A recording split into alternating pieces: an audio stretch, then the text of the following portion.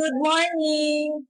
In behalf of our Tito Jo Baluyot, I'm Annie, at kami ang franchisee ng Tipid Sulit Olongapo. Yay!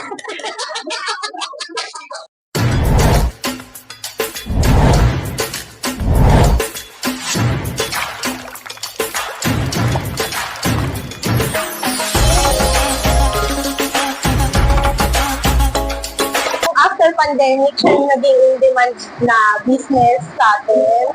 Tapos, nakikita namin na maganda yung market niya. Tapos, ano pa? Na-edit naman yan eh.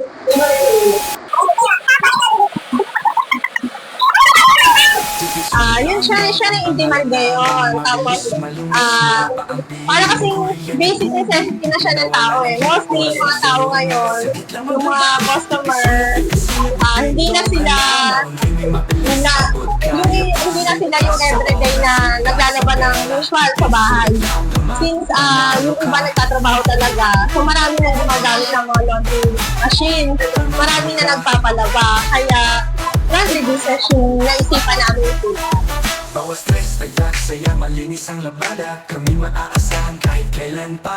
Ang servisyo sulit, abot kayang halaga. Kaya't huwag na mag-isip, tara na sumama.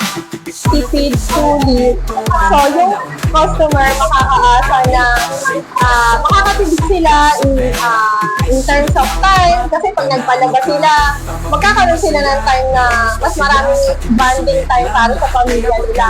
And then, sulit kasi makakaasa sila na malinis at mabango ang mga papalaban nila sa amin. Bakit tipid sulit?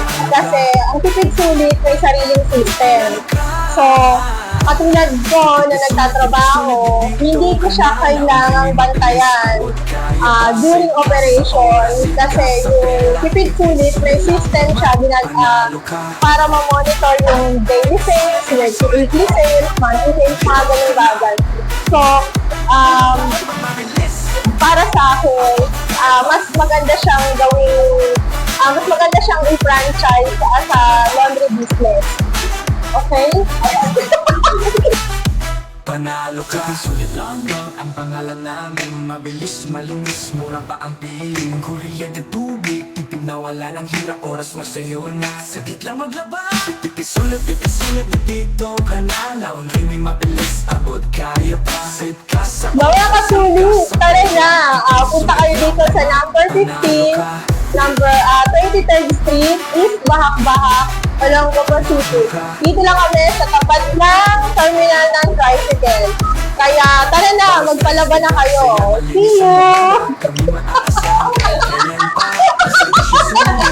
Kayang halaga, kaya't huwag na mag-isip. Tara na sumama. Sulit. Tipid abot kaya, sulit ang labada. Panalo ka.